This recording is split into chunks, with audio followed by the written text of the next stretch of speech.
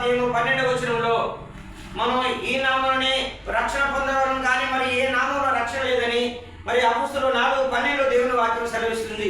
లోకంలో ఎన్నో గొప్ప గొప్ప ఘనమైన నామాలు ఉన్నాయి, కానీ ఏ నామం ద్వారా మానవునికి రక్షణ లేదని ప్రభువైన యేసుక్రీస్తు వారు ఈ విధంగా సెలవిస్తున్నాడు. ప్రియులారా, నువ్వు రక్షణ పొందుటకు యేసు ప్రభు నామమే నేను రక్షిస్తుంది. యేసు అనగా రక్షకుడు, అనగా నిన్ను శిక్ష నుంచి విడిపించి రక్షించే దేవుడు. అయితే నీ హృదయం దేవునికి అప్పగించుకుంటే ఈ రోజు ఆయన నామంలో నీకు రక్షణ దొరుకుతుంటుంది. ఎవరు కూడా రక్షించేవారు లేరు.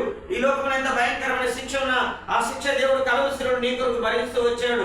అయితే 2 కొరింథీ 6వ అధ్యాయం 2వ వచనం ఈ విధంగా సెలవిస్తుంటుంది, నేడే మిగిలి అనుకూల సమయం, ఇదే రక్షణ దినము, ఇక రేపు అనేది నీది కాదు సహోదరుడా. ఈ రోజే నీ కొరకు ప్రాణం ఇచ్చిన ప్రభువైన యేసుక్రీస్తును నువ్వు విశ్వాసం ఉంచి నీ హృదయంలో చేర్చుకుంటే నీకు గొప్ప రక్షణ దొరుకుతుంటుంది. మరణం అనేది అది భయంకరమైన స్థితి, అది ఎవరికి చెప్పి రాదు ప్రియులారా.